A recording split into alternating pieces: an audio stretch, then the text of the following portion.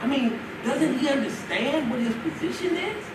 And Juno built a career, like a public image off that? That's an insult to black men.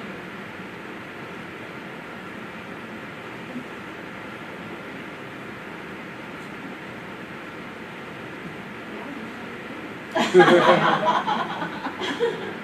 I was going to ask a question, and I think it kind of brings back to what you're saying. But to what degree, and particularly as creators, is freedom a choice that we make? Like, so when I create, and I'm sure you all can relate, there comes a point where we say, and this is whether you're creating writing or anything, you're writing to an audience, but I always talk to my students about this, like writing first for yourself. First get it on the page, because we censor ourselves when we think somebody's listening.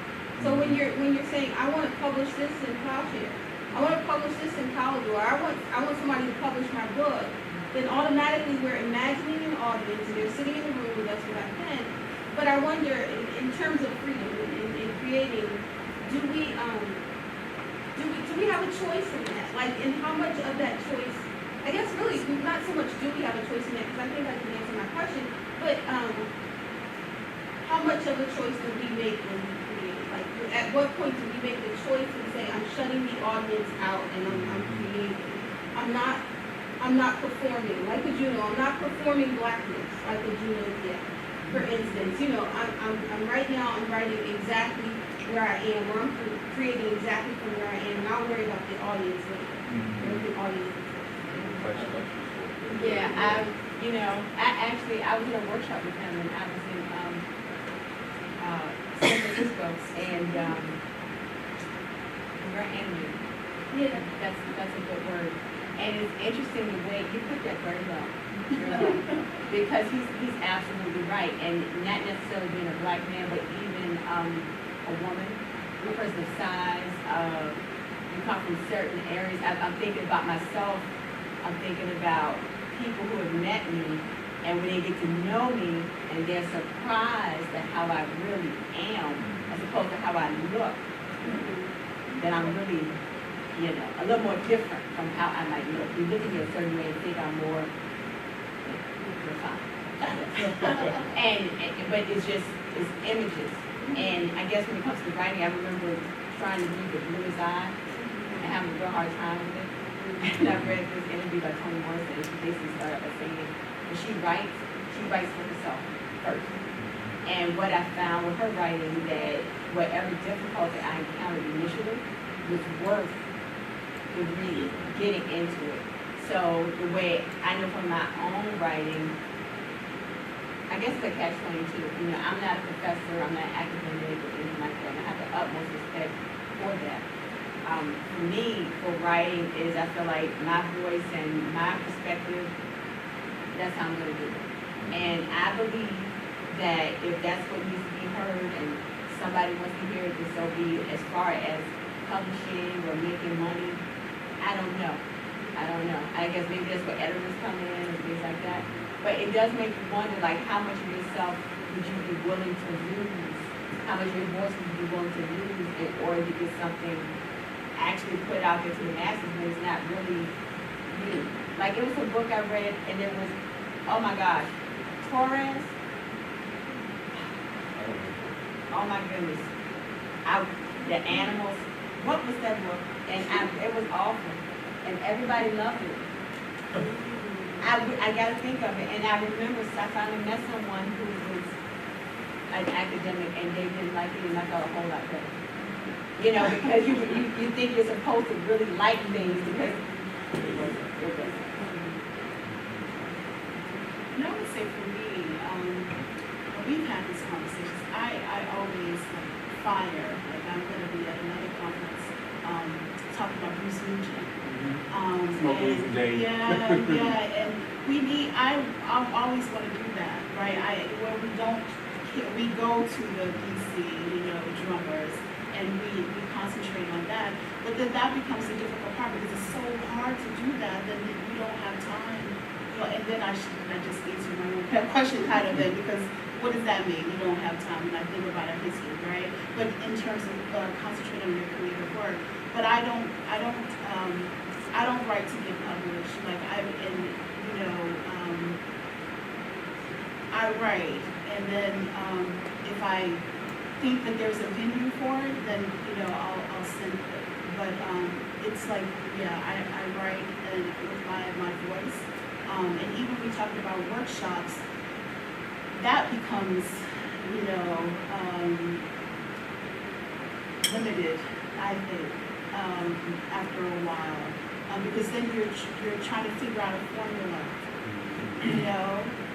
and so that again is kind of one of those unfreedoms, that you can use the still metaphor, but so yeah. Yeah, I was just going to say, so, you believe in formulas, or you think your writing is not going to make it, or it's not going to reach your audience, then it's not. You're defeated then and there. So anything that I write, it comes from me. It's self-expression. It's a lot of times it's therapy. A lot of things I write down, I put down if I'm going through something or something I've experienced, and I'll write it, to the point where if somebody does pick it up, or somebody does read it, if you're presenting some type of poetry, things of that nature, they'll be able to have that connection, or be able to understand and feel exactly what you're saying. From that aspect, somebody will be interested in the work and want to see, what you have and what else you've done in the past and present. And just on the creative side, it really depends on what I'm feeling during that day. Thoughts might come, the feeling might come, and things just flow. I'm not really, I'm not let's say academic and totally educated and all those type of things, but I believe when it comes to my writing and self-expression, I can connect with people, and so that's where I believe that I have a market for myself and other people. Yeah, and I think that, and I know you mentioned that to me, I think the last time we talked. I write so much now, and I got so many poems. I wish somebody would publish the unedited files, because it's like I'm just sorting. Mm-hmm. So when I submit, I'm just sorting based upon what I know about poetry or an industry or whatever. And I was a bookseller for 15 years. So, for me, a real sort of pressing thing, even for African Americans, is how do we use the literary mind to manage the literary industry? Because the people that publish us, they don't necessarily like what we like either. Right. They may not even like us, but that's part of their gross sales. And I think, the literary mind is cultivated, and I think that's where the education that the HBCU gives, or any education, that what you learned in an English department, independently of what I think about black people, is you learn how to navigate the literary tradition of the Western world, which is extremely practical when you get to the commercial landscape of literature in the 21st century. And if you don't know Joyce, you don't know Faulkner, you know what I'm saying? If you're not dealing with Fitzgerald, if you can't understand that that's a bad book, you're at a loss. And the people that get these degrees are the people that manage the brokering of literary properties in this country and throughout the world. And so we need to be sophisticated. Sophisticated, that's a freedom. Sophisticated enough to know that that ain't necessarily what all of us need, but if you got that, where is it practical? And if you may need something else over here, but it's extremely practical over here, and we don't have to mix or fight a war, or protest, or overwork ourselves to change that. We just need to know what is good for, And I think that's the way I look at my own work, is that I write a whole lot of poems. And some stuff just come out, not knowing nobody publishing that thing. I'm not even submitting, I'm not wasting the postage, and I give you $25, I'm not dealing with that. And I think the longer I do it, the more I realize that, I think you become more centered, and I'm big on Tai Chi, and like practices, but you just become more centered. Like when you said that to me, I thought about the freedom then I need to be able to say, this is a good poem regardless. This is a good poem. I know this is a good poem. I know I put my foot in this. You know? And whether anybody publishing it or not, this is a good poem. And I think part of the way we pledge the literary community, it's almost designed to take that away from us. You know, and especially for African Americans, that's so similar to what slavery was about for us. So we gotta deal with that, because that's what slavery was designed to do. It was designed to take away your ability to say, I did this, and this is mine, and this is good, and it don't matter what nobody else tells me. Because it's always like, it does matter what master tells you. Like, that's the way we get that job now. You say the job, they be like, well, you got a job? Because if you got a job, what your boss does, I mean, we break that job down for you all the time. So yeah, I think really good. I think you make a good point of listening to, for instance, I'm listening to Glynis, I'm listening to Chris, and I'm not an academic. And I don't know, I don't typically associate academics with creativity, right? Well, it's only, and I can't speak for Chris, only because, I mean, I've been in workshops and things like that with folks who were academics. I mean, when I went to Clifton, I was the only social worker there. Everybody there was either a professor or something. So it can be different. But you can have people who are they're just people and they're just writers. And then you have people who are very academic-y. Yeah. And they take all the creativity out, and I did try.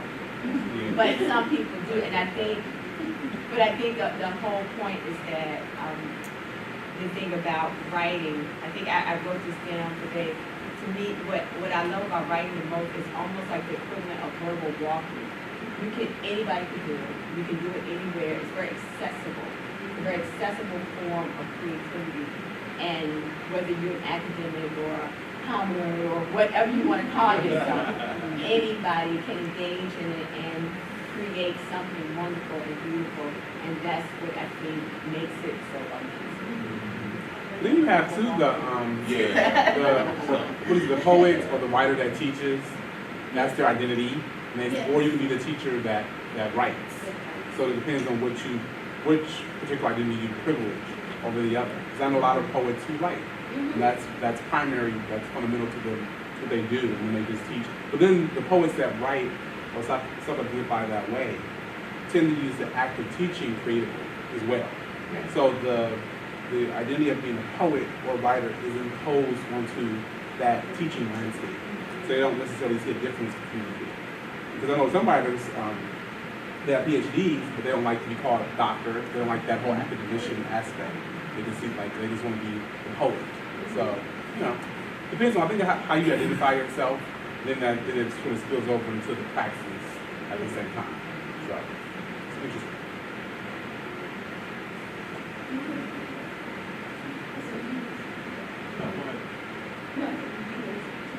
Oh, no. Any other questions from the audience? I'm Shannon Wilson, Interim Department Chair for Languages and Literature. So I just wanted to thank you all on behalf of the department for coming out. It's interesting because when I think of freedom, I do think of creativity as a form of freedom. And I think with creativity, there's a level, a true creativity is a level of transparency that comes along with it. And I feel that, transparency is such a great way it's a great teaching mechanism, but I also think that it's a mechanism to where it brings people together. Because in each of your poems, I felt a piece of myself and could identify with each and every one of them. And so I just think that it's creativity is freedom. I feel that way. And it's a level of transparency that comes along with it. So I just want to thank you all for coming in. Thank you, Professor Scott, for bringing this together. Very nice. Thank you. Thank you, Shannon. So do it, yeah, we close the comment. We just want to thank you. Yeah, thank you. It has been a wonderful evening. Thank you guys for coming. I want to ask you to fill out the evaluation that's under your program before you leave. Also, our writers have some materials in the back that they're selling, their own works, their books and so forth, and they're willing to sign them for you as well. So take a look at those and hopefully purchase them. Thank you again for coming. Another announcement too I want to make, that on November 17th, right? Yes. In this room, we're going to kick off International Education Week here at the university with Professor Monique Akasi from Morgan State University, the activist scholar. And she'll be talking about globalism. Help me out. She'll be speaking primarily about language and power with language, and also she'll be talking about the work that she's done in South America with being able to utilize culture as a way to teach writing. Very interesting.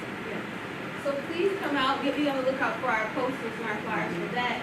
And certainly come out and visit us again. Thank you again for coming. Have a great evening.